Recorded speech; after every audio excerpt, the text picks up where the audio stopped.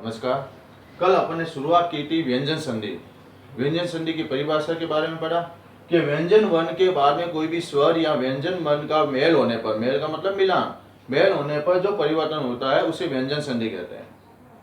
और जो आपके व्यंजन संधि जो सिलेबस में थी, मैंने आपको पहले बताया कि जो आपके सिलेबस में जसत्व व्यंजन, अनुस्वार व्यंजन, अनुस्वार संधि और आपके पर स्वर्ण संधि, वैसे व्यंजन जो सचुत्व भी होते हैं, स्तुत्व भी होते हैं और सचुत्व वो भी होते हैं, लेकिन इसके अंदर आपके जो सिलेबस में है नंबर 1 थी जसत्व।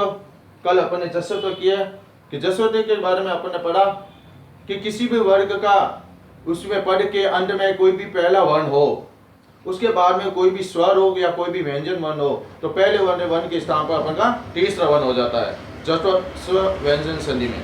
पहला वर्ण जैसे क दिया हुआ था, क का तीसरा वर्ण अपन ने ग किया, जैसे वाक प्लस इस वागीश लिखा, जगत प्लस इस जगदीश लिखा। आज वही है जो आगे नंबर 2 संधि आ रही है जो आपके सिलेबस में है, अनुस्वार संधि। व्यंजन संधि के है जो अंदर कौन सी है, अनुस्वार संधि। अनुस्वार संधि क्या होती है? अनुस्वार संधि ये कहती है कि पद के अंत में यदि म हो, पद के अंत में म हो, उसके बाद में कोई भी व्यंजन वर्ण हो, क्या होना चाहिए? पद के अंत में म हो, पद के अंत में क्या आना चाहिए? म होना चाहिए, म हो, और उसके बाद कोई भी व्यंजन वर्ण हो, कोई भी व्यंजन वर्ण। ठीक है, पद के अंत में क्या होना चाहिए? म होना चाहिए, और कोई भी व्यंजन वर्ण हो तो इस म के स्थान पर अनुस्वार हो जाता है। म के स्थान पर क्या हो जाएगा? अनुस्वार। अनुस्वार का मतलब जो वर्ण दिया होता है म को हटाएंगे और उसको हटाने के बाद उसके ऊपर अपन आगे वर्ण के ऊपर बिंदी लगा देंगे, अनुस्वार लगा देंगे। अब कैसे होगा म के ऊपर अनुस्वार? जैसे मैंने ये लिखा, त्वम प्लस धावसी। ध्यान देना, त्वम म आ रहा है, पद के अंत में म है, म के बाद में अपन का ध है।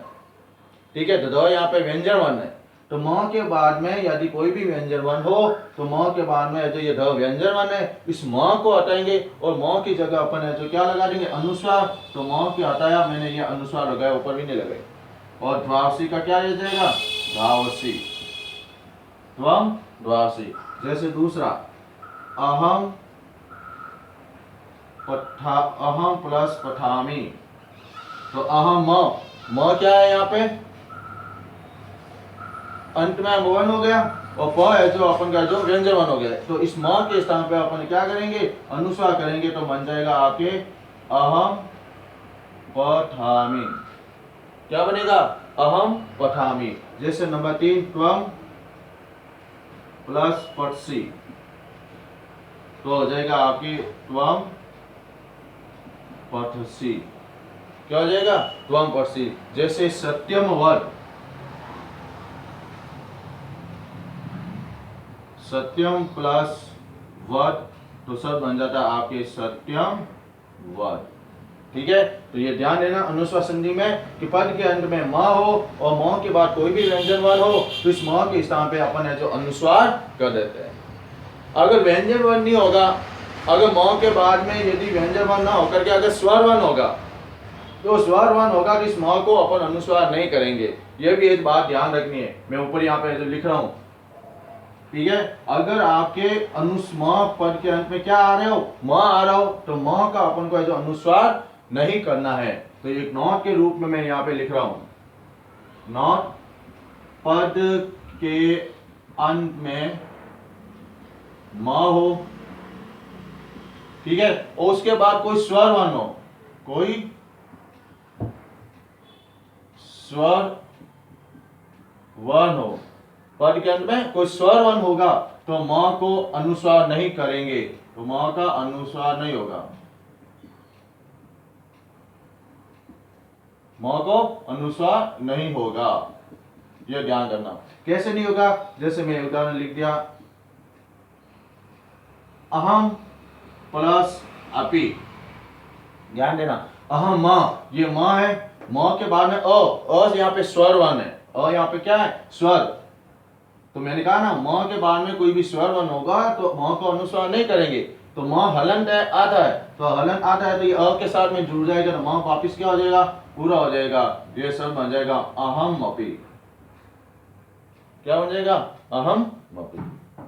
ठीक है, व्यंजन वन होगा तो इसको अपन परिवर्तन करेंगे, अनुस्वार लगेंगे, और व्यंजन वन ना होकर के स्वर वन होगा तो इसको अपन अनुस्वार नहीं करेंगे, वापिस इस आगे स्वर को साथ में जोड़ देंगे। इसके बाद में नंबर 3 आती है संधि पर स्वर्ण संधि। नंबर 3 संधि कौन सी आ गई, पर स्वर्ण संधि।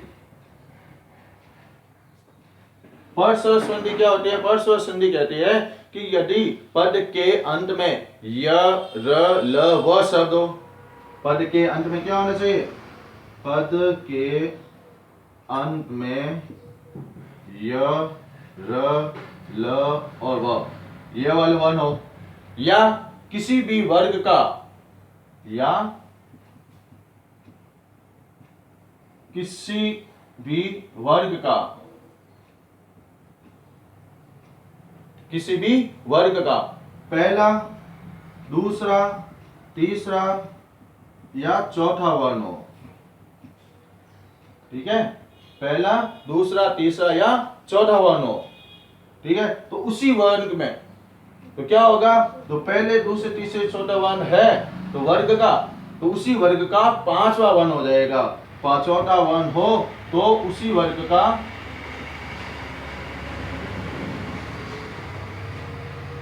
पांचवा वर्ण होना,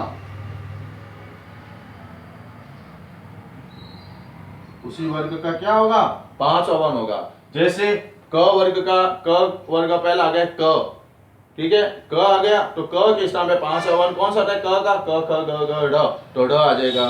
च है तो यहाँ आ जाएगा, प है तो म आ जाएगा। पांचवा वर्ण होगा उसी वर्ग का। अगर क वर्ग दिया तो क का पांचवा, ठीक है, और आपके जो च दिया तो च का पांचवा, प दिया तो पांचवा, प का पांचवा। ठीक है, लेकिन ये मैंने लिखा य र ल व, तो य र ल व शब्द आता है तो य र शब्द में है जो वो परिवर्तन है जो नहीं होगा वो सेम है जो रहेगा, व्यंजन ज्यादा है जो आपके वर्ग के अंदर है जो आता है। तो इसका एग्जाम्पल मैं यहाँ पे लिख रहा हूँ। जैसे नंबर 1 आपका दिया हुआ है वाक प्लस मूलम, तो या वाक किसी भी वर्ग का पहला वर्ण हो, क पहला वर्ण है तो क का पांचवा वर्ण क्या हो जाएगा, ड़ हो जाता है, तो वांग मूलम हो जाएगा। क्या बन जाएगा, वांग मूलम। जैसे एक और उदाहरण लेते हैं, नंबर 2 श त, ठीक है, सट प्लस मयूखा, क्या बनेगा, सट प्लस मयूखा, तो त थ ड ढ र, तो इसका जो न हो जाएगा तो इसका अपन लिख सकते हैं, त का न होता है सन मयूखा। क्या बन जाएगा, सन मयूखा। त का जो पांचवा वर्ण हो जाता है न, तो सन मयूखा।